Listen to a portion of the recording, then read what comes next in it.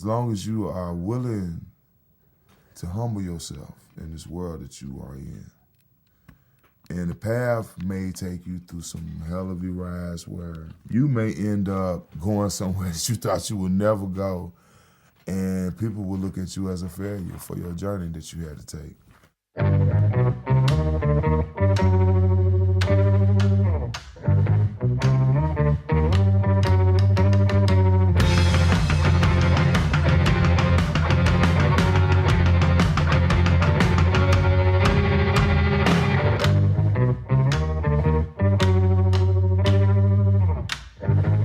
Welcome to another Hour with Rod. This is our first episode, and I'm pleased to be bringing you a wonderful conversation I had with my friend and neighbor, Reece. He's from Chicago, and he grew up there in the 70s and the 80s, and so he's got a lot of interesting stuff to talk about, and I hope to have him on the show as a recurring guest. And there's a sort of, I don't know, a revolving door of friends and guests that we hope to have on the show, and we'll be telling stories. We'll get tangential. We'll a patchwork of audio that I've collected over the years, field recordings, conversations, wackiness. Expect anything, and I appreciate everybody for listening, and we hope you can join us every Sunday night. This should be available and up, and here we go. Here's my conversation with my good friend Reece.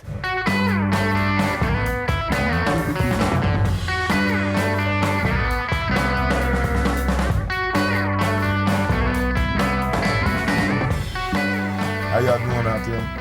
Oh, it's me, Rod. I'm here. I'm sitting with Reece, and he's gonna tell us a little bit about himself. We're gonna get to know him. We're gonna sit down. We're gonna have a conversation, and we hope you all enjoy.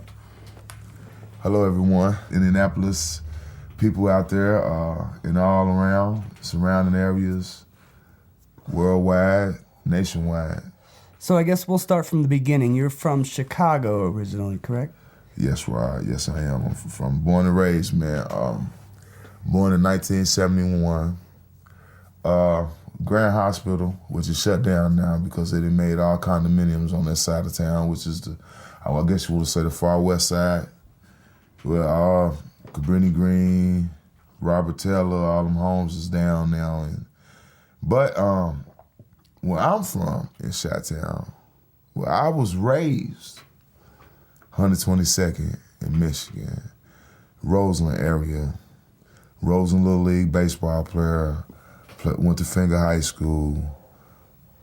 I went to, I can't even remember That's all right, yeah. I'll middle school. The name of it is, excuse me. It's on 123rd and State, everybody. So if anybody that's listening out there in Chicago, 123rd and State, the middle school, I just forgot the name because, I went to a Catholic school.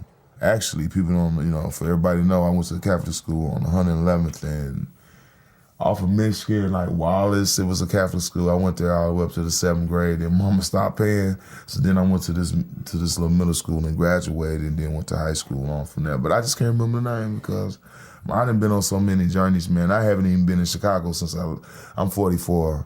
I left Chicago, everybody listen. I left Chicago at 17.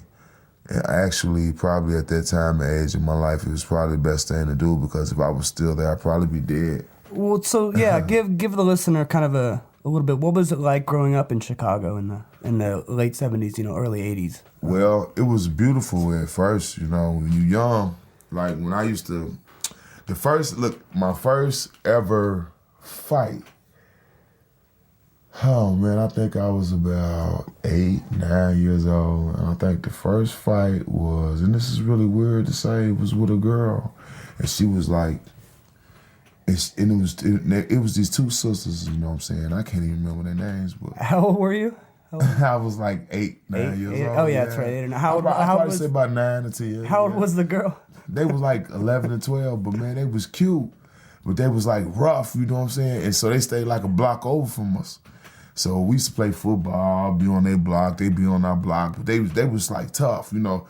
You never seen them like, they weren't weak, you know what I'm saying? Like guys can be like, come here, girl. Nah, you couldn't do that with these two girls. And they just threw down, you know. These was the tougher girls. These was the toughest women, young ladies in my neighborhood. So what happened was, one of my friends got in a fight with one of her. I think he got in a fight with her sister, because I think what happened was my friend, he got that thing. You know, I don't know how young people did. Maybe they were just bumping with their clothes on. I don't know if they was bumping with their clothes off, but I mean, everybody do things different, so check it out. Anyway, I think he broke up with her, and she was hurt. And so the other sister, which I think was 12, she came over to fight him. And so I kind of said something like, got in the business of it and said like, man, why y'all doing this? You know what I'm saying? So she pushed me down and everybody laughed at me, right? But I didn't do nothing to her. I just fell down and got back up. Now the second fight was with, matter of fact, this dude, if I'm not mistaken, it might have been the same dude that I'm talking about. He moved to another place down the street. And he knew, like, he was taught like martial arts a little bit. He was like 11, so we got on the street by his people. He had me walk with him down the street. I was about 11. That was my first fight. And like, I didn't even know how to fight. And I was never taught how to fight, but you gotta learn. So we was friends. My first fight was with my friend, man. And that's what I'm saying. The cat's trying to get into the cabinets there in the background. So, okay, so what, okay, so go, yeah. So hey, kitty. So what was that fight about? Well, if the cat don't make any more noise, you look like the Friskies cat. She's on foolishness right now, everybody. She's attacking me. We have a cat in the recording room right now. We just want to let you guys know this is how we do it over here. Yeah, she's our wild card variable. That's right. What is her name? Her name is Mimi. Yeah, Hi, Mimi. She's an orange tabby. That's right. I just called her Mimi earlier before the show started, everybody. Right. So let you know that this is my friend. He's a great friend of mine. And we decided, you know, we had talked about this. And so he made it come to the light tonight, and it was a great surprise, my friend. Thank you. Oh, you're welcome. And also, look, to let everybody know out there that this was also a thought in my mind a long time ago, because I always said to myself, my life has taken me through a lot of different places. Like, I've probably been in like 14 different states in my life and lived, and this is why I love my people. No matter what they do to you, you gotta keep love. And you got to keep humility with you, because, look, humility is the great factor of life, because humility can save your life. I done had it happen. I'm here to tell everyone. So the message in this is that humility, longevity, yeah, me, I'm a failure. I'm a failure of many things. My worst failure that I hate within myself is being a father. I haven't been a good father to my children. And the reason why I haven't been a good father, not because I don't love them, it's just because I wasn't in my children's lives, you know. I mean, but the part I take pride in that I hold to is that my sons, my sons are like 19. I got one that's, you know, incarcerated right now, Javon. He's incarcerated, and if he's listening, if he ever hears this, I want him to know that I love him, and that I hope that I'm getting myself right. Because, see, that's the most important thing I want to do in my life before I leave this earth, is get back with my kids, man. And I've been away for a long time from y'all, but y'all know, you know what I'm saying, we've always kept in touch. I just wasn't ever there for the times y'all needed to. You know, I apologize to y'all for that, but look here, we men now, so we can all look past that. So what I'm saying is, forgive me, and let's move on. Now, if you don't, it ain't on me. Now, at the same time, I have another son that's in college. His name is Malik. He got a scholarship. He's at a small school in Kentucky, and I want to go see him play basketball. I just want to see his face. And then I got another son in Chicago. His name is Reece. Reece is like he was born in 89. So he's about 27, 28. Now, this is coming off my dome, but Last time I talked to him was probably about 2 years ago. Like, you know, we kind of distant, but I love him, man. I spent time with him. I even went and spent the night with him, you know, but I guess when you miss all the young days, they feel like, you know, he wasn't shit, why were you never there? But my life, that's what I'm trying to say. My life has took me the journey. Now, that's 3 I named. I have 2 young ones. DeMarcus. DeMarcus was born in 2006.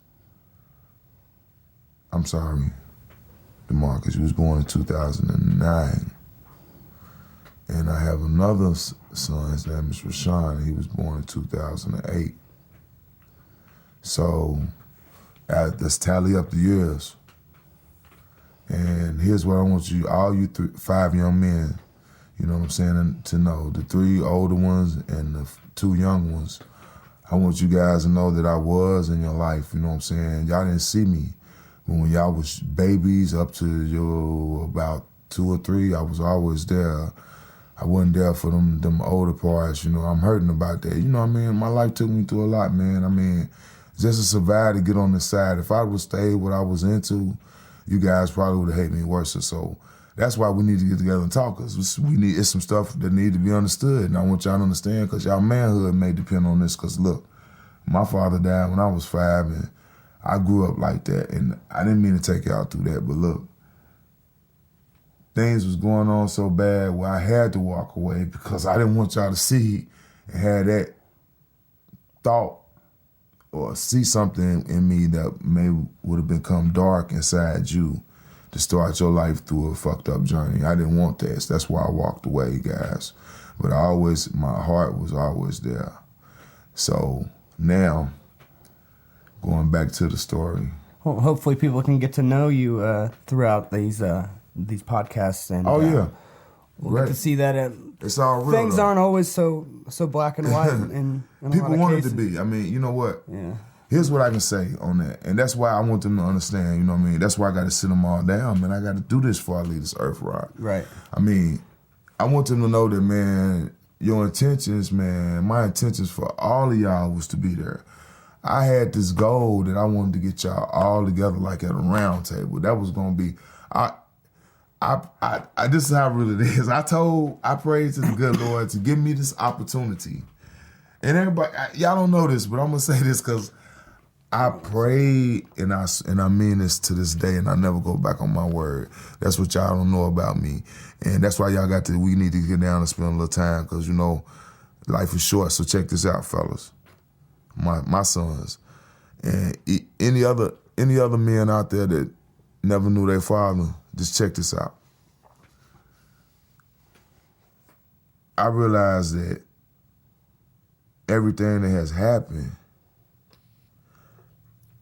has humbled me as a man. So, yeah, I'm a failure. I fucked up. But look, what I'm saying is my heart is right. Always been. My head, I make mistakes, man. But look, I'm a man still, so what I'm saying is anything that's broken can be fixed. Anything that is changed, that's unchanged, can be changed. You know, anything. If you think positive and you believe and you have and if you do care, all you young guys out there and sisters too, you young ladies, you young women that's out there with your fathers. I know y'all y'all might feel like they was never there. Why not? But look, now I feel like this. I ain't shit if I was in the same city where y'all was at and I ain't spend no time. Guys, I'm in a whole no motherfucking state by myself. No motherfucker know me. I've been in a whole lot of places like this ever since I've been 19 years old. I didn't want to go back home. You know what I'm saying? Because the door pushed me away from home. I mean, I got shot. Grandma wanted me to stay. Granddaddy said, you got to go. They shipped me to Alabama.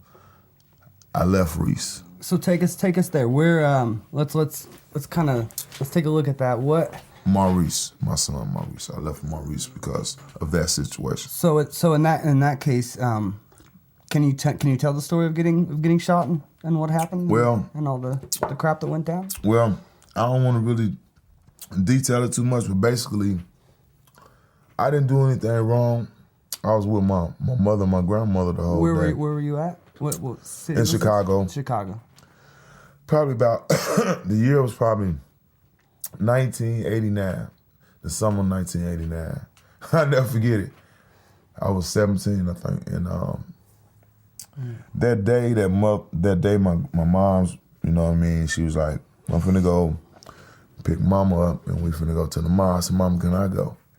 Because grandma was going to shoot. So I'm like, hell yeah, I'm going. Because every time I know when I go with my grandmama, she going to buy something to eat good or she going to buy me a shirt, a hat. Grandma, I miss you, Grandma. I love you. Della Wilmer. Yeah. May you rest in peace, baby. I love you.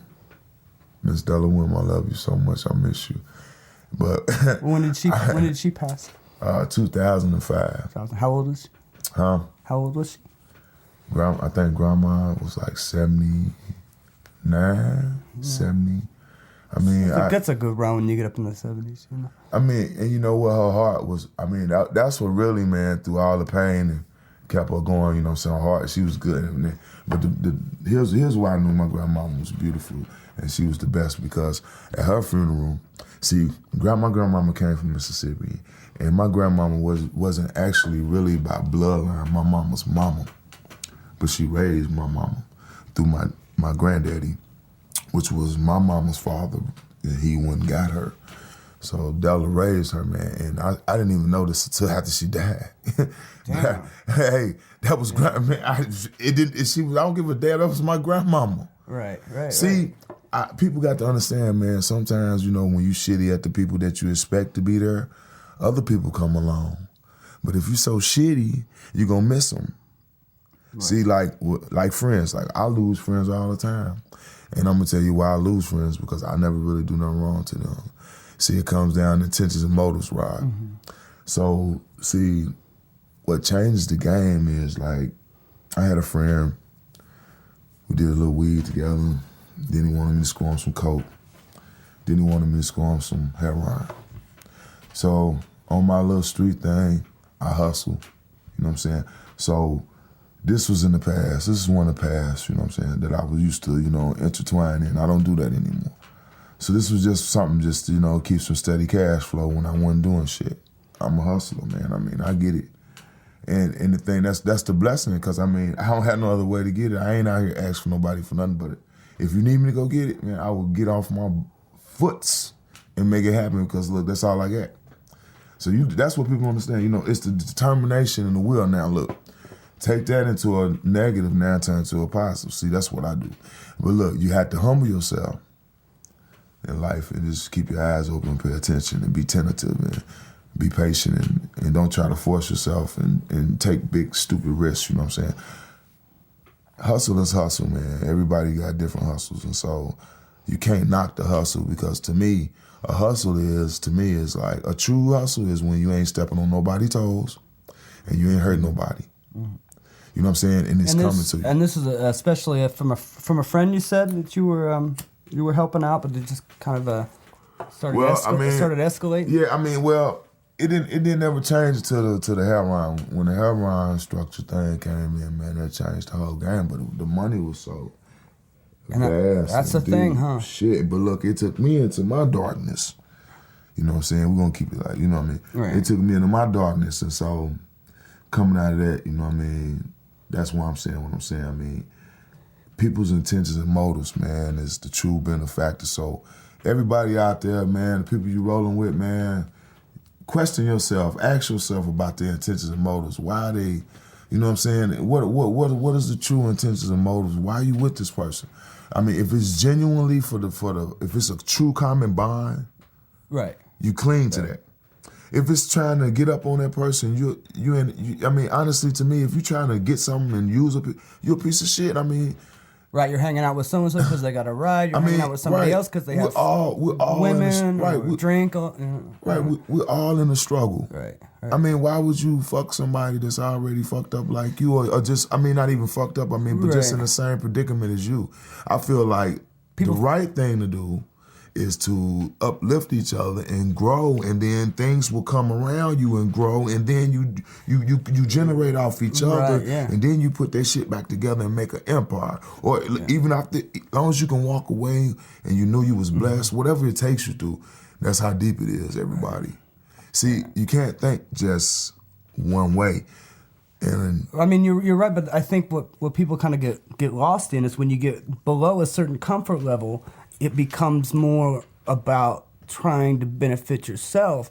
If you look at it, most people want generally the same thing out of life. They want to be happy, they want to have a decent job where they're not just feel like they're, just some, workhorse or mule, or, they want to feel important in their life. And when they get off work, they want to drink and they want to smoke and they want to, turn their head off and relax. And I think people, like I said, I think when you get it below a certain comfort level, it becomes about yourself, because you got to, at the end of the day, you got to look after yourself.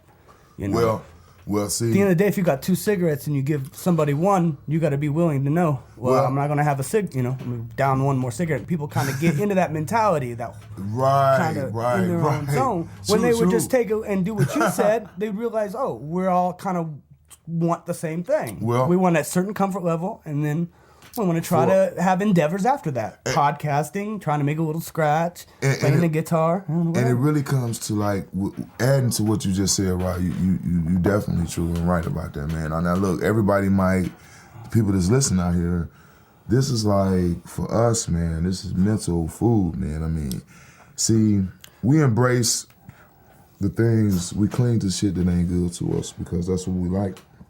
The flesh is dirty, you know what I'm saying?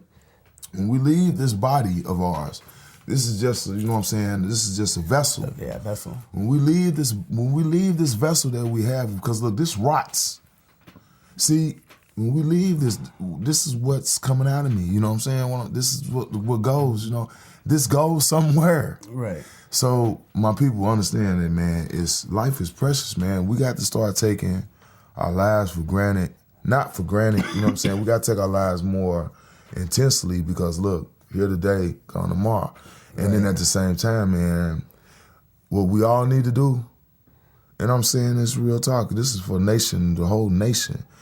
Man, we need to fight and keep fighting for our spirit and our minds to be right every day out here. Because we are all in a struggle. I mean, look, even the rich people have struggles, man. So at the same time, at the end of the day, what are we fighting for? To get to a level, or are we fighting to just survive? Are we fighting to what? Just to hurt people? What are we doing out here? So what I'm trying to say, the message is what I just said. What are we doing out here? Are we even conscious? Are we really conscious out here of what the shit we doing? I mean, are we, look, are we strong enough to put conviction on ourselves? Okay, I sold drugs, I did drugs, I have done that shit. I've been to prison, you know what I'm saying? I got 5 kids, you know what I'm saying? I'm to my kids, I'm a failure.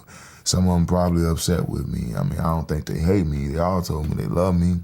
I cut 3 of the 5's cords when it was there, and I was the first one to hold y'all ass. And then look, the last 2, only reason why I didn't touch y'all was because C-section. Your mama had C-section. I couldn't cut y'all cord. So at the same time, man, I love y'all, all my boys, man. DeMarcus, Rashawn, Javon, Malik, Maurice. Hey, holla at your boy. Y'all know who this is right here. Okay, so of course, with this, we can kind of get tangential. There's a lot of stuff. I mean, we both have full lives, and there's a lot to talk about. And we're both, out here, living in this neighborhood, and we got to see a lot of the stuff that goes on, so it affects us, on a certain level. And it almost seems like on some basic level when people.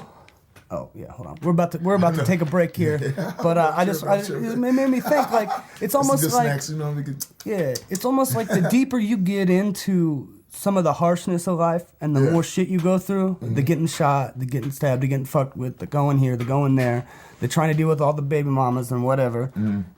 The more you get into that kind of stuff, and the more you get into traumatic experiences, and you go through your endeavors.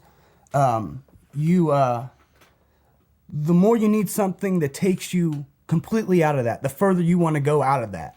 You know what I mean? Just from a lot of people, I look like they just short circuit here. So I've short circuited. You know what I mean? Like their wires just blown, just through life, just through experience. And then the more you go through, and the more your speakers get blown and stuff. I feel like the harder you got to go into the heroin, and you know what I mean, like just to it's get a deep game, just man. because it gets you out of that. Right. The further out of that you go of your own existence and all the shit you've been through, the better off it is. Yeah, going back to that, I mean, that's what changed our friendship. I mean, because the addiction got so deep. But he was a young guy, man, and playing with that shit, man. You know, I didn't know. I just knew that's what he wanted, and so he did. I was like, man, you know, get no more coke, man. He didn't know, man. I just want. And I'm like, I tried to get him to do coke. He was like, nah, man. I'm like, damn. See, man. there's got to be some deep scar. I mean, I it's kind of a thought I entertain that. Yeah. We're gonna take a break here. We enjoy you all for listening. We thank you all for listening, and we'll be back here in just a moment.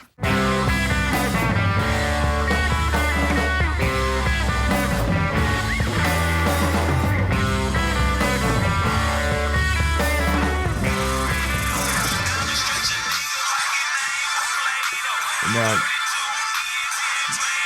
OJ the Juice. All right, we do that one. All right, yeah, you can cut it off. Hey, that's my dude, dog. I be begging about that's my dude right there. Hey, Juice, hey, when he came in, Juice was like, hey. He came in like that, look, and I was doing, it was a little bitty club, and everybody was waiting on him. So look, he came in like through the side, he came in real quick, and like he ain't had nothing but like little shades on. You got it going? Yeah. He got nothing but like had his little shades on, little light skin. Welcome back. What's up, everybody?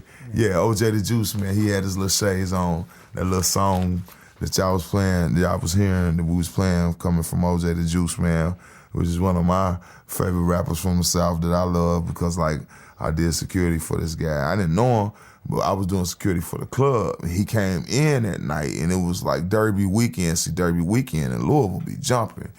And, man, that's what we make money when we doing security. I walk out on Derby weekend about $300-400, and that's just on the side, and then I make like probably $150 working 2 days, but I ain't catching no bullet for some dumb shit. So I've been out and I've been in it, you know what I'm saying? So motherfuckers don't even know, man. I've been in it, and like I had motherfuckers draw on me, pull pistols on me, and for nothing. And I talk my way out of without being a coward, because I'm a man. First of all, I got a mouthpiece. This weapon right here has got me everything in life.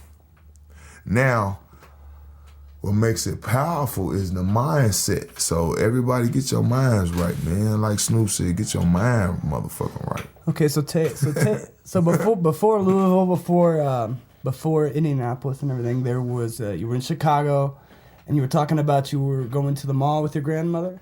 Oh, correct? Yeah. Yeah, going back to that, yeah. Man. We went from like Jamaica to Texas. You feel me? Right. We're gonna take a step back. Well, I remember that being one of the things I wanted to. I'll take you around the world. That we kind of got off of. Yeah, hey, look, that's the thing about our show. Yeah. What's right? Officially, I mean, hey man, you the man, man. You made all this happen. Now, look, we gotta have this. You never told the people out here that's listen to us.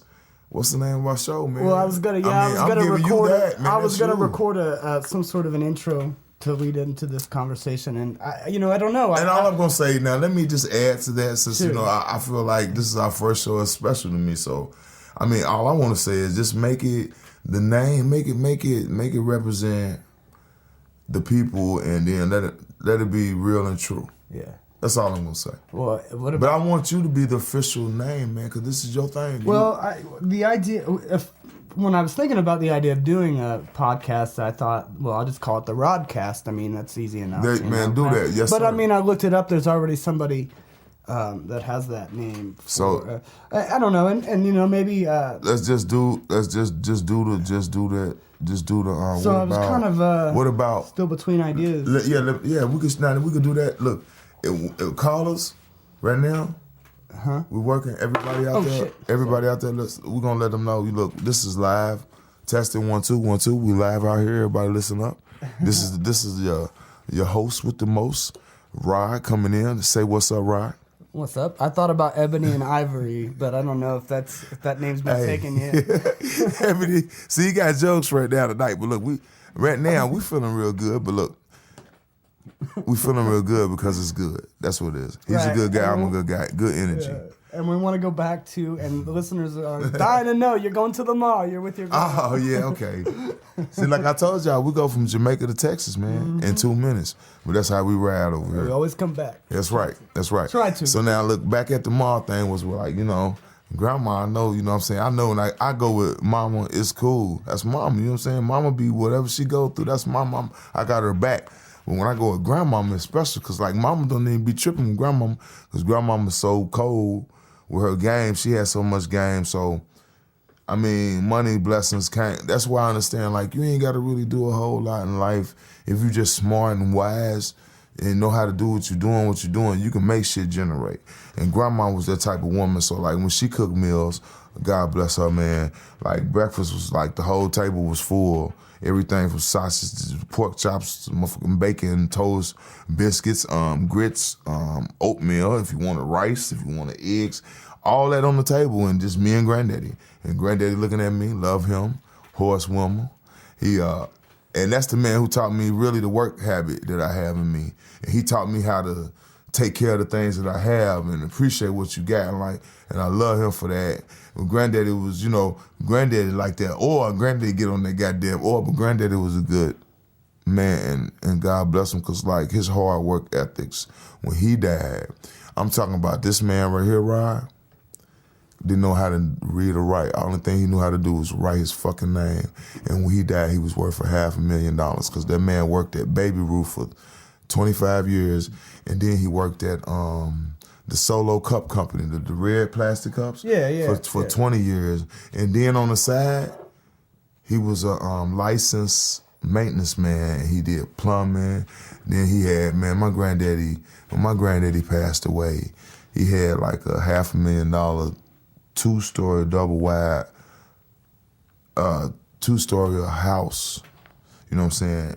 I mean, with a basement. So he owned it, and plus he rented out the side. I mean, he had this forever, and he came in Chicago from the South just off the hard work ethic. And I'm sitting here figuring out why the fuck I'm struggling. But look, times has changed. So intelligence, people, is the key. You know what I'm saying? Knowledge is power, but then at the same time, knowledge can destroy you if you think it in just one way. So you have to vast and be broad. But now getting back to the mall. The mall. I told you, Jamaica to Texas. That's how we ride. Hey, but the mall was, we spent a good day, man. I think I got a shirt and a hat, maybe a shirt and a pair of jeans. Now, matter of fact, I think I got a shirt. I think grandma bought me a shirt. I think I got a pair of shoes and a pair of jeans. And then we ate. When I ate good, because grandma, we always eat good.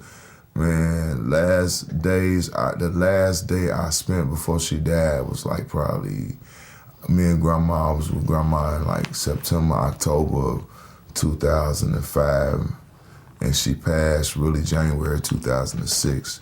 So the last day I spent with her before, because she went up to, Mama went and got her from Chicago and picked her up for Christmas and took her to Iowa. So when I was calling home for Christmas, I heard grandma in the background already hollering and crying. So she was already sick then, she was in pain then. So probably about, Shit. Probably about 2 weeks later. You all right? Yeah, I got a cramp in my leg, everybody. Just no alarm. I'm dealing with pain all my life. I know how to deal with it. Anyway, grandma, she went in probably about 2 weeks in the hospital. She just couldn't deal with the pain. She was just in so much pain. And so she had already told me, so everybody know. Mama, she never even told mama because I asked mama. But when I was with her in like October, September, she said, Reece, they already took my one leg. They take my other leg? I'm out of here. I can't take it. I said, Grandma, they ain't gonna take your leg. You're gonna be all right. Just stay strong. So, but the thing was, when I was incarcerated, so when Grandma lost her leg when I was incarcerated, and to cheer her up, I wrote her like a 12-page letter. And I sent her like 21 pictures. And every page in that letter was inspiration because I loved her. She was my motivation. She was the only person that really, no matter what I did wrong, it was okay. And And if I did do something wrong, she would tell me what I did wrong, and I accepted it. You know what I'm saying? She was that to me. Like, I couldn't be like that with mama. Mama didn't give me no breaks, but I love mama because mama did the greatest thing as far as the man who I am now. She took the TV, she took the whole world away from me and trapped me in a room and put me in with books, and all I had was books and pictures and words, and that elevated my mind. What books did you have? The World Britannica encyclopedias from A to Z, and then every year they sent me a world, basically the world whole book in a whole year, like the whole, everything. All the that updates happened, that year. Everything that happened the year, and they gave it to me up to like 9 years. So I was getting books from like when I was 9 all the way up to like I was 16. And you're saying that your punishment for certain things, it came school to that. and discipline, and that's the greatest way that she disciplined me. take like, the TV away. I mean, she put straight wisdom, knowledge, expanded. Mama she vasted me, you know what I'm saying? I think without that, I probably wouldn't even be the person who, I wouldn't have this mentality that I have now, like far as however it go down for me. I'm in it, but I'm gonna make it work, because I'm not in it for no intentions bad. I gotta do this. I'm in it, you know what I mean? So that's me, you know? But if I didn't have that to cling to understand the knowledge, I mean, if I didn't have it to cling to, I'd probably be like, I'm gonna go do this, you know? And so that's why I'm not in that predicament, man. Right. So I thank them two women for that. And them was the two women I was with. So that night, we at the house. I'm at the home, and then I get a call. It's my friends that I was, this chick I was caring about real deeply. We was together in high school. And her mother called, and she was like, have you seen her? And I was like, well, no, ma'am, I was out, at the mall. She's like, so, well, if she calls or you see her, tell her to call me. So then she calls 10 minutes later, and she's like, Reece, come get me. And I'm like, where you at? I'm up the street at my friend's house. And so I go and get her, and next thing you know, man, she's like, take me home. I said, your mom's looking for you, right? So she's like, I know. When we got into it, so see, she takes off. She's, women, y'all put people through shit because y'all emotions take y'all out of places, but I love y'all. We love y'all. Y'all gotta control y'all emotions sometimes. Sometimes it's not that deep, y'all. You know what I'm saying? Just don't take it so hard. You know what I mean? Right. Just, women gotta ease up. Y'all got a lot of pressure, a lot of shit.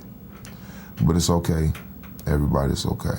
Now, as I do that, I walk her home. And we go back to my house. My friend walks with me, my next door neighbor. So he walked me damn near all the way up to 2 blocks away before I got shot.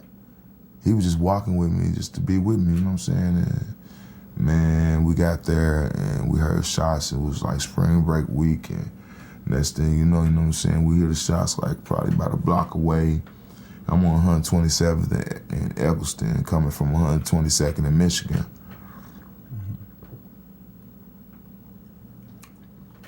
Excuse me, everybody out there. I had to take a sip. Wet the whistle. Okay, here we go. We're back. Was this a different? And then was this when you were in a different territory than from where you came? So was this a known area or unknown area to you, or known area? Well, no, it's a known area because I spent time with her over there, but it was an unknown area to me because I really didn't deal with anybody over there. See, but here's the thing about Chicago. And I didn't learn it till that happened to me. Mm-hmm. That see, Chicago is territorial. So like far as 120 from 122nd for me to 126 in Michigan or to 119th in Michigan, that's my hood. Mm-hmm. Don't nobody do nothing to me over there. But check it out. From 119th though in Michigan, if you go down the hill, it's Mexicans over there. You can't go over there. Mm-hmm. Look, I was walking. I went to jail because I was over her house, and her moms came in. I was hiding because she went to go get some chicken, and I'm hiding because I'm thinking, man, it's crazy, man, it's too much. But anyway, we're gonna go from Jamaica to Texas, but that's another part of the story. When we get on women's, I got a story. Well, we're just trying to set it up so now that Yeah, so they come, we try to duck them, you know what I'm saying? We try to duck them in. We go through. Were the shots fired? You heard? Were they toward you, or was that something? No, if you go let me tell the damn story. Sorry, I'm trying to keep you on. He gotta let me explain what happened. Right. We got around the alley, and so when we got around the alley, we seen like 10 dudes shoulder to shoulder coming up from the alley. So I'm like, fuck, it's just me and my girl. We ain't going that way. So look, come on, let's go this way. We get on the main street. Here comes 7 dudes out the bushes. I'm like, damn, they coming to get us like this? Damn. For what? And this how it started. This how the violence started, because me and her was walking this guy home, wrong side of town in the daytime, probably about 2 o'clock in the daytime. They decided to jump us because I was a different nigga, and they was mad, and I fought their ass, and I came back through with the slugger, because I ain't no fucking punk. But guess what? I feel like, why I got to fight y'all? We killing each other, man. It's fucked up out here, because niggas need to quit that bullshit and get on your paper and quit trying to hurt each other. See, look, all that violence begat violence, and then niggas don't do nothing but go to jail, and motherfuckers go die, and then you get out, you get killed, because it's retaliation is a must. And this life that you living ain't getting you no paper. Get your motherfucking paper and quit bullshitting. I don't give a fuck how you get it, but quit fucking hurting motherfuckers. You'll live longer. All that hurting shit don't get you nothing. And then look, that's why this guy here is my friend. You know what I'm saying? I can be gutter, but I choose not to be gutter. Right. You know what I'm saying? My background and my structure is too strong. So guess what? You guys out here, if your background and structure is not too strong, it's okay. Listen to what I'm saying. You know, this show is about the people. Yep. First and foremost. Mm-hmm. Yep. You know what I'm saying? It's awareness, man. You know, if we don't do it, who the fuck gonna do it? Right. You know, look, right now we got the biggest. America has the biggest population of, and this is no disrespect to the gay community. Right. But right now, it's gonna become to where there probably ain't gonna be no more children born or produced anymore. Right. It's getting to that point. Now, the reason why I'm saying this, because now what did that put us as humans? If we don't reproduce, we don't live anymore. Right.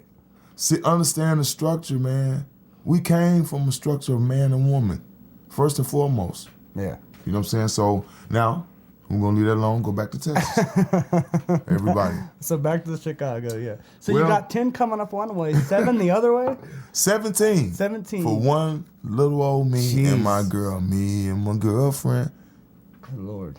For nothing.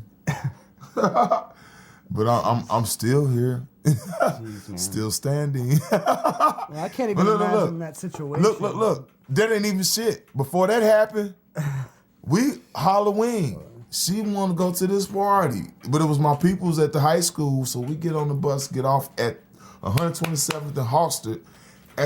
On 127th and Halsted, it's this big funeral home, and they got real deer in there. It's real nice. Mm-hmm. And it's been there forever, man. Man, we get off the bus, here comes some motherfuckers 2 blocks over. These niggas had bats. I had my karate sticks with me, because guess what? When I was a shorty, Bruce Lee, okay, let's go deeper than that. Let's go, Sonny Chang, I don't know the goddamn names. Anyway, I watched a lot of Kung Fu movies when I was growing up. I used to do splits. I used to image the shit they do. And then I learned how to use karate sticks from watching Bruce Lee. And I was, for 9 years, and I always had them. So when the motherfucker pulled out that bat, I pulled out them sticks, and my girl pulled out that beer. I miss you, trainer. Baby, you was down for a motherfucker, but your ass started fucking on me, man.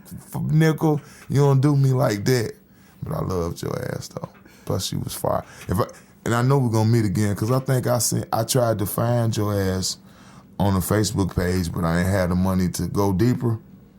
Because they wanted to do a credit card. And it was somebody trying to search for me, too. And this was Patrina Jones, Chicago, Illinois. Man, we need to see each other one more time before we leave this earth. I don't give a fuck if you're 55. I just want to see you. Because my life changed with you. I got her pregnant, and her mother made her have an abortion. Yeah. I would have had 6 kids. And that's what changed us, because I didn't want her to deal with me no more. It was hard. I was going through shit. That's when I just left Chicago. She was the one I got shot for. Damn. That's why I'm saying her name. But anyway. I'm trying to find, so you got 10 guys coming that you want to make. Okay, going back to that Jamaica. We're gonna go to Jamaica to Arizona. We're gonna fuck Texas. We're gonna go to Arizona now. See, we're getting closer to like California in a minute, all right? Anyway. Anyway, okay. The 7 come out the bushes. So like, look, when they come out the bushes, this is some strategically, like, they was really on some fucked up shit. And this is why we fucked up out here, America. That's why I go to there, then I go to this, but it's real. But look, when they came out, I stopped her because we was like, where they came out at, it was only 2 houses to where she had to go. So I said, look, if I go with you, they might jump you and me. I'm gonna stand right here, Trina, and just keep walking. I don't give a fuck what they say to you. I don't give a fuck what they do. Just keep walking, don't stop. If they put their hands on you, I'm coming. And I watched her and stood right there till she opened the door to draw them away, because I knew they was coming to me both ways. Right. So when she went, put her key in the door and walked in, that's when I turned around and walked also. I had the anticipation to run.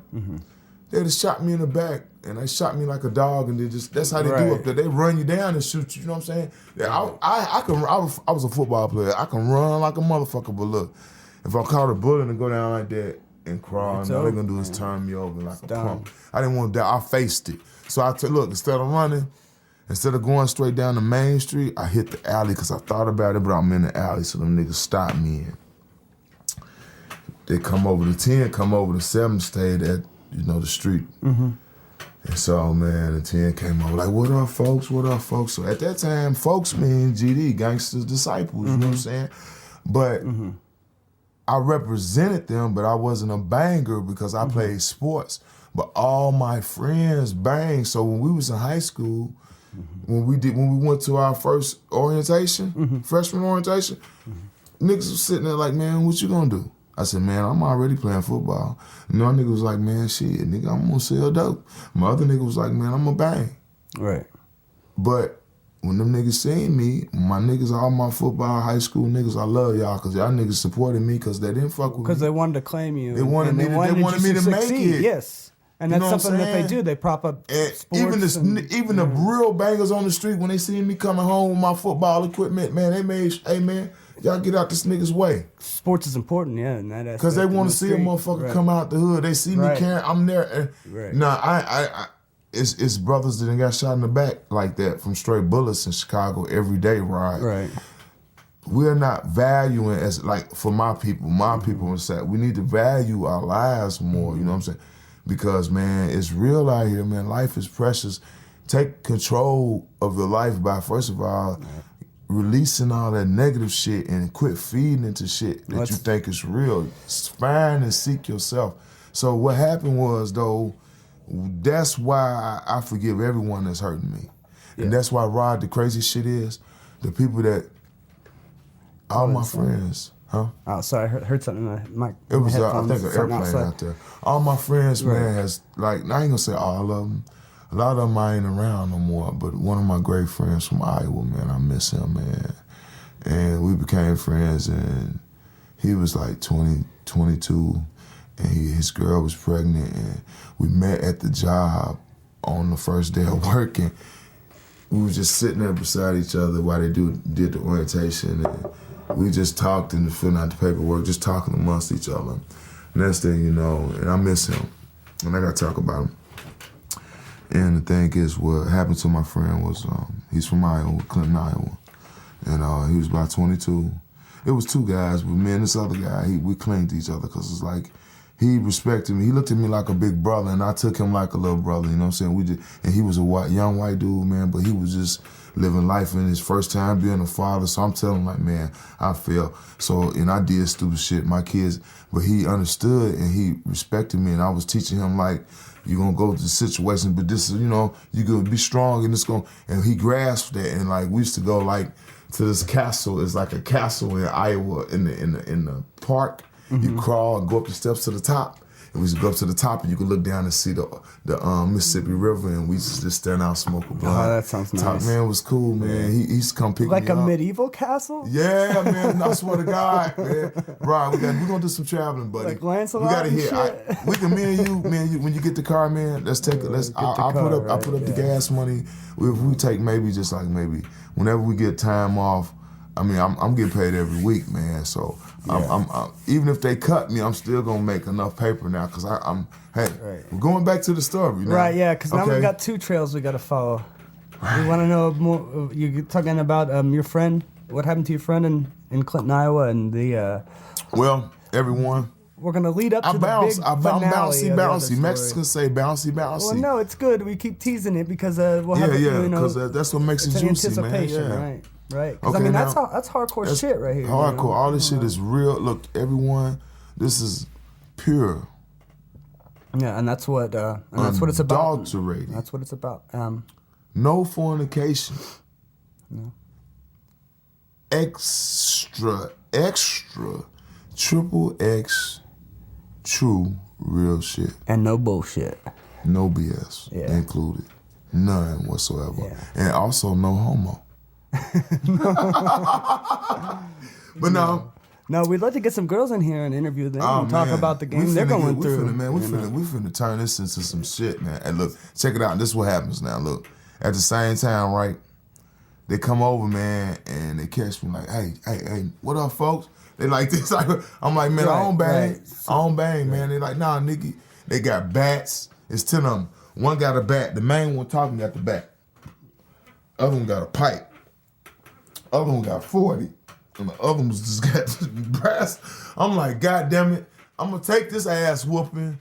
If that's all they going to do to me, if they ain't going to kill me, they going to probably beat my motherfucking ass. They going to probably beat me to death. Okay, that's how I'm going to go out. Because I ain't no fucking coward. Because I don't know. I wasn't taught to be nothing but it's a man. So if I already knew in my mind if I ran, you know, come on, man. Face it, because running, if it's your time, it's your time. And so going through all this shit, it showed me that was my time. Right. That ain't how I'm going out, right? Right. I'm not going out like that, right? You feel me? Yeah, I do. So what happened was, man, all praise is due to the Creator. All praise is due to the Creator. The Most High, that's all I'm going to say, and I'm going to leave it at that. Now, at the same time, as I face them, they tell me to take my shit off. I'm like, didn't you have a hat on? That nigga had a hat on. He threw it down. I said, yeah, man, I threw it down, man. I did, man. He's like, yeah, you got earrings in your ear. I had, back in the day when I was like 16, I had both my sides pierced. I still got this one, but I don't put shit in it, man. It's right side. I think it's the right or the left. This the left. This one here is closed, but I had both of them. You know what I'm saying? I got the left open now, but man, I ain't put an earring. This motherfucker ain't been in about 2 years. But man, I should wear earrings. I'm a man, you know what I mean? I don't have to wear no jewelry. I can if I want to. If I want to shine, I can shine, but that ain't what I'm about. That shit don't mean nothing. But them motherfuckers looked at my holes in my ear. They made me take my shirt off. And I ain't have no tattoos back then. I only got maybe, I got 1, 2. So I got 2 tattoos on me, but I got that when I went to prison. Before, in and out of prison. Not in and out of prison, but when I first went in, I went to the county. I got my first tattoo in the county, and then I got my second tattoo right before I went to prison in the other county jail. But anyway, I got 3 tattoos. But anyway, what happened was, man, when I took my shirt off, they didn't have nothing. That wasn't enough. So nigga was like, man, you fucked up. The dude with the bat, like, man, you fucked up. I'm like, look, man, I don't want no trouble, man, with y'all, man. You know what I'm saying? So the dude was the youngest motherfucker, the shortest, little bittiest motherfucker pulled the pistol out. And he was like, nigga, you gonna die. And all I can do was... He indicated, you pointed the pistol right at your face? I'm talking about, I'm looking at the barrel. Right. Like I just did your face, that's how it was. I wanted to listen. He said, that. Nigga, you gonna die. And when he said that, look, Rod, I didn't do nothing but look at the barrel, and in my mind I said, this is it. Right. And guess what? Dude with the bat did like this. Oh, he pulled his hand down? He took, so I thought they gonna just beat me. Right. But that motherfucker with that pistol walked to the side, my blind side, and then he waited a few minutes, just went, bow. So then when he hit me, I go down, right? When I go down, everybody take off except for the nigga with the pistol and this other dude with the 40-ounce bottle. So look, when I go down, I get up, he got it again to my face, but guess what I do, Rod? Check it out. Check it out. Extend your hand. Okay. Hold it like you pulling the pistol. Okay. I grab his shit like this, man. Okay, and put it up. I'm finna take it out his hand, dog. Look. Dude with the 40 said, "Bow!" Look, I went down, Rod. Not even knowing. Damn. Not even knowing the strength and power I had, not even knowing what to do. I did that. Right. Now what I know, and look, I just had this happen to me about 4 months ago. Motherfucker pulled a pistol on me. Here in Indy? Yeah, he had it in his coat, though. I couldn't get close enough. I'm on between my bike. The bars is in between me. Here I go reliving this again. Guess what I did? One got me a pack. You fucking right, and smoked that shit. Motherfucker, I relived the 17 all over again, right? I think I had seen you probably recently or maybe afterwards and told you about it. Yeah, right. I think right after. You're like, literally. That shit fucked me up. You're for like, me, literally, man. just a minute ago. Look, I walked away twice with the power I have over that. So I know I ain't going out like that. Right. I feel like I ain't. Damn. Because look, I don't bring that. Right. And then the power, I've shut it down because all I've ever said was peace. I didn't show no cowardness. I didn't show no heartlessness. I just said, man, look, I don't, if you can't, if you don't have that much in you to say, okay, fuck it, I ain't in. Right. He didn't do it. He said, just don't come the fuck back. And I done been over there 3 or 4 times. I'm still not gonna be afraid to go. Come on, man. I don't need to live if I gotta be like that. Right, I'm on a bike right now. It's flat. Damn. I'm finna go home. It's cold as shit. I'm gonna walk. I'm gonna make it. Right. I'm closer than I ever was. Man, I'm not gonna let nothing take me off. Not everything you've been through, you can't, And Rod, so when he did that right, and the dude hit me with. So where did he hit you? Where'd the bullet? Where'd he hit you at initially? That's what I'm finna tell. Oh yeah.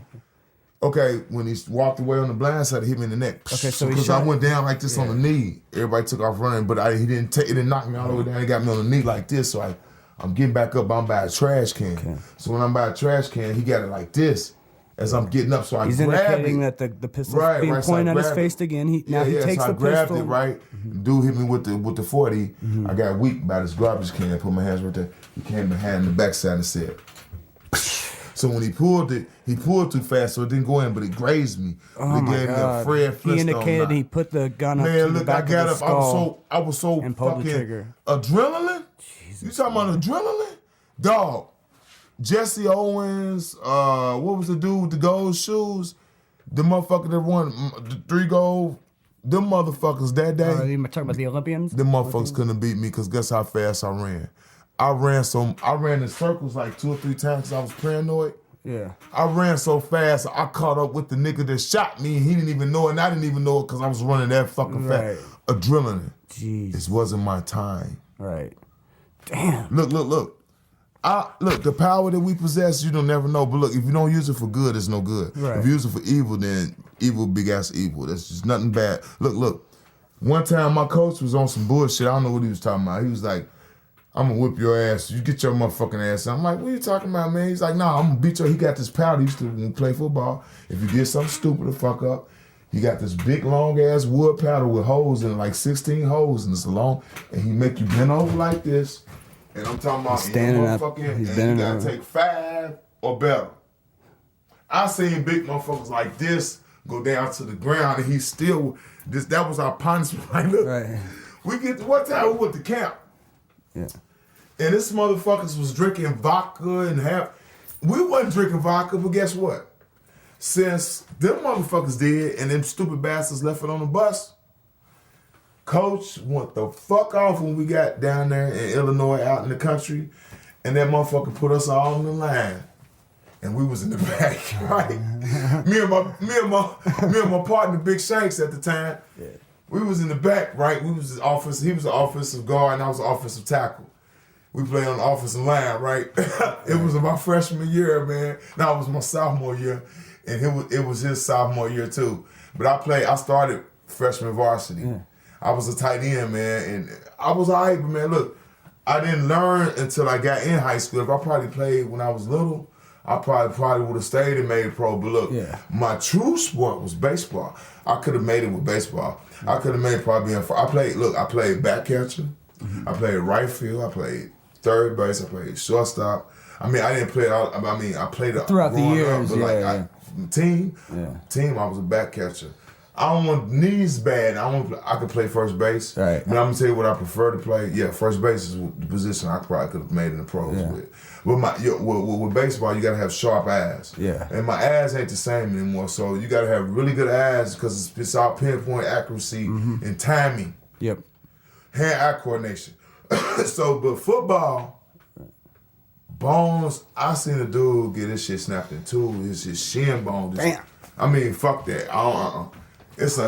I seen in high school a motherfucker knock a motherfucker and flip him over.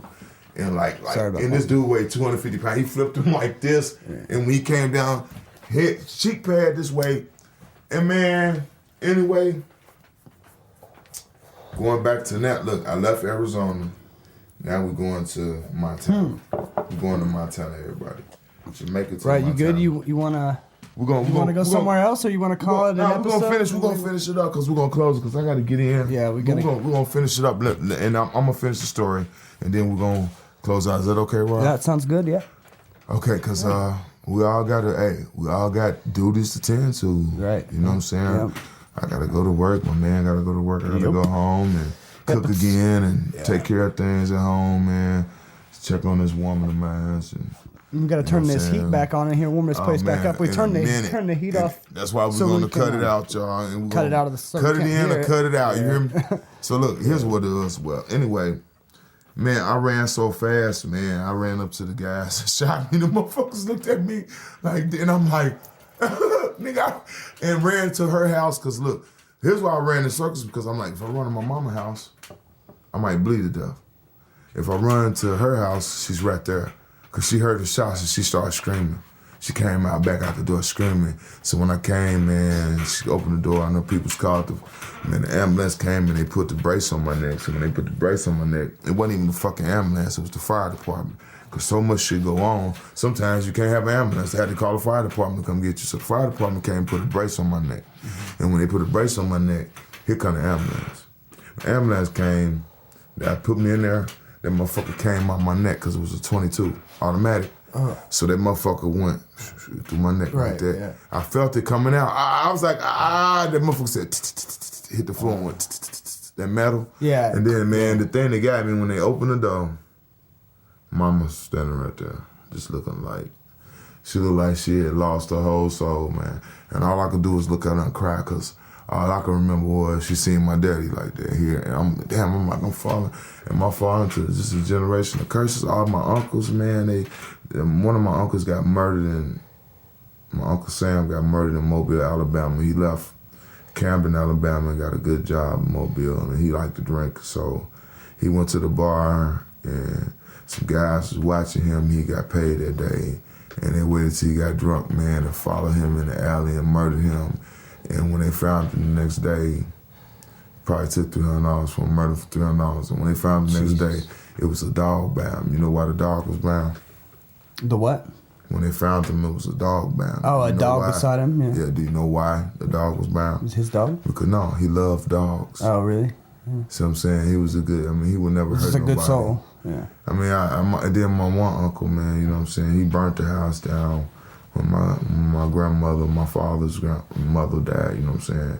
And then, like, it's a lot of deep shit, man. My daddy took his, he took his life. You know what I'm saying? He left this world before his time, and he was a great man. How old were you when that?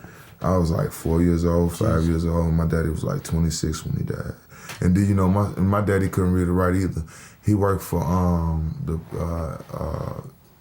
the Johnson Publishing Magazine Company. You know what I'm saying? And then, look, he tried out for the Chicago Bears. That's what made me become a football player. Oh, really? Yeah, he went with the practice team and tried out, and they sent him a letter and told him that, we appreciate you trying to, and we encourage you to come back next year. Yeah. And that's what made me really I seen the Chicago Bears. I said, damn, my daddy, and he couldn't read or write. He went and tried and did that. Right. Yeah. I mean, I could do anything then. If he can do that, he couldn't read or write. Right. And then here come my grandfather. That man was, when he died, that man had 30, look, when he died, Rod, my mother found $30,000 in the fucking basement that he'd been hiding, putting up. Jeez. Damn. She sold the house for $175, and it was really, look, my next door neighbor that I grew up with had the same house. That two-story house? He got $500,000 for his. Mm-hmm. Mama sold it because she just didn't want to wait that long. Right. She left the bank. She just got to 175, man. And look, I tried to convince her to keep it because I'll do the upkeep. Mom, you know what this would be worth right now? This would be $3, $4, $5 million.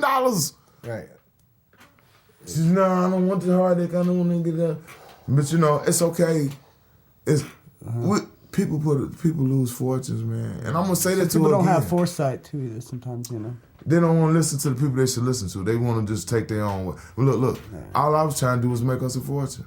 Cause that house was prime property that he had. He bought it for cheap, and he been renting it out forever. Right. He had money on top of that. Plus, he had 2 retirement checks. Hey, but paid off? Plus, Was it paid off? It was paid off before my mama. He paid it off before he even retired, and couldn't read or write. This man had work ethics. Look, when you go to my granddaddy's garage, everything was in jars, Rod. Yeah, like sort of like what, like hardware and stuff, tools, Nails, pens, what the fuck, whatever, it was everything. in jars. Yeah. Like mason jar.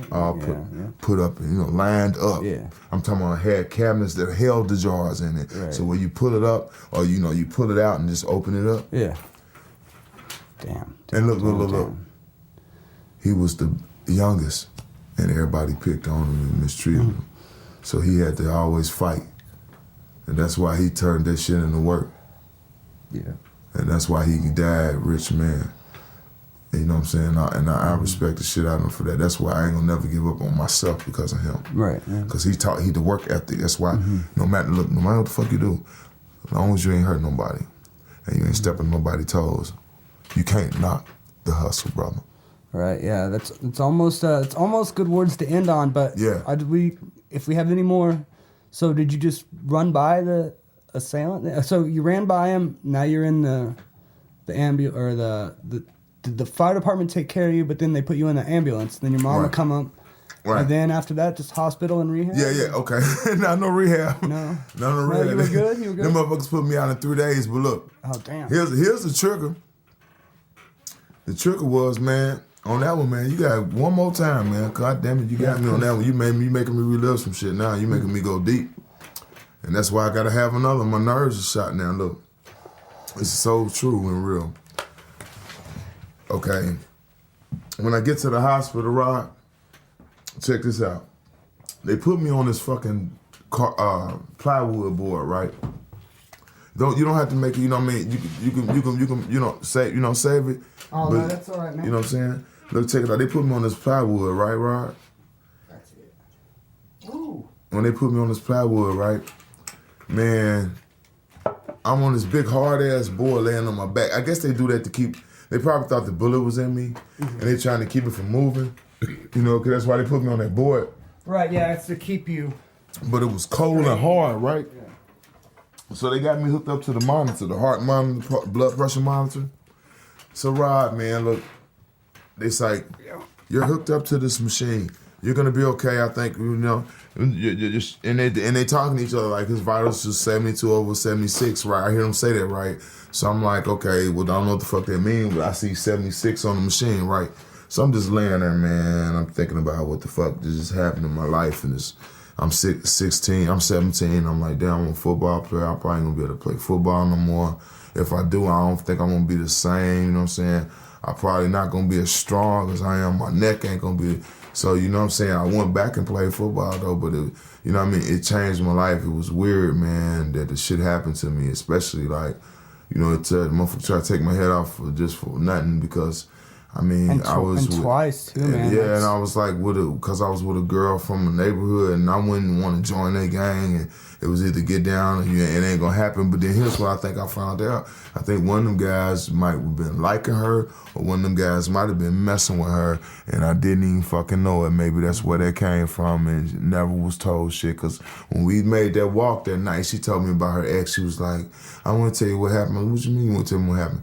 And then she was like, well, when I was over there and when I got mad with Mama, I went over to her house, and when I went over to Helena's house, he was over there, but he was in the basement, so he gonna say, come here, and I went down there, and he tried to pull my clothes off. So I'm like, what the fuck you mean you trying to pull your clothes off? At 16, I'm a player, Fuck you mean you trying to pull your, nobody's stupid.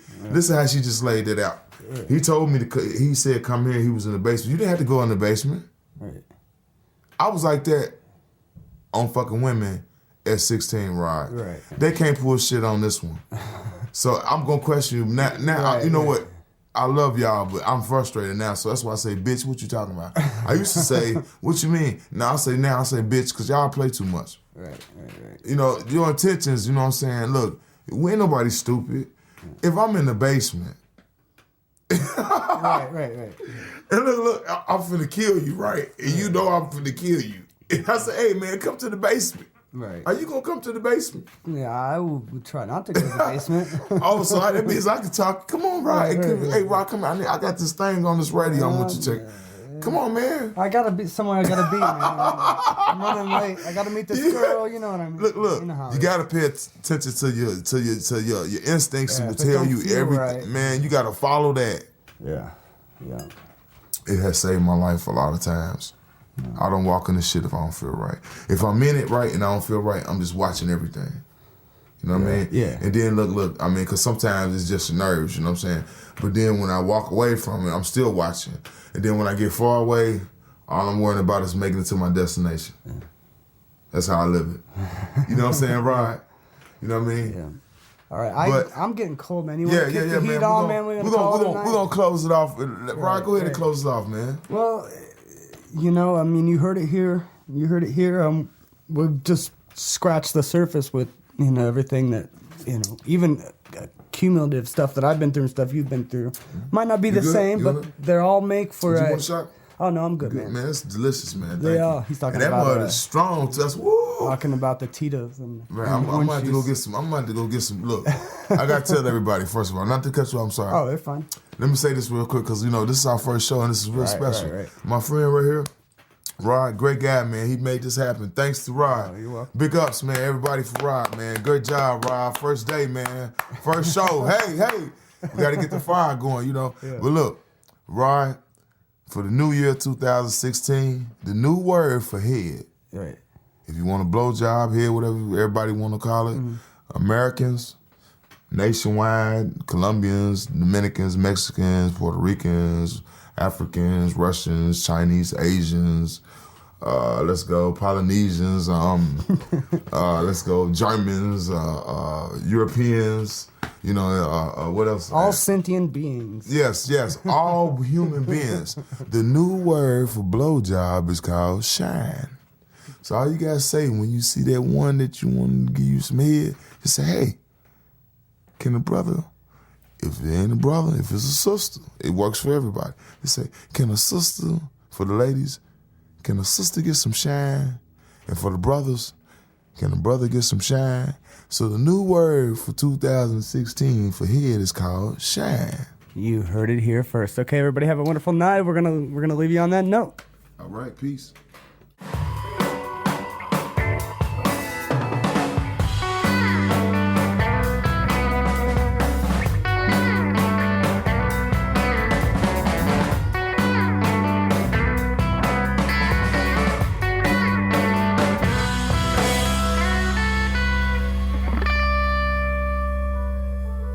Thank you for listening to another hour with Rod. I hope you enjoyed the conversation with Reece, and I appreciate everybody tuning in and getting through the the kind of the squeaky chair audio that was present in during some of the moments like this right here.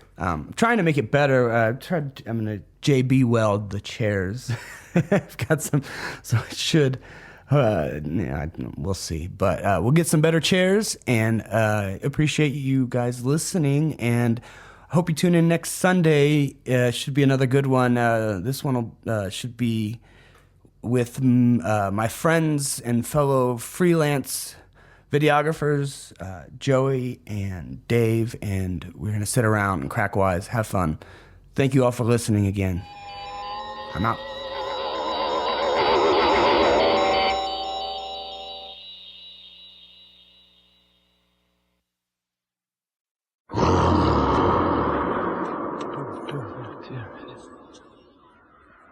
That was pretty avant-garde, wasn't it? Nice. Man, that was great. That That was great. Our first one, man.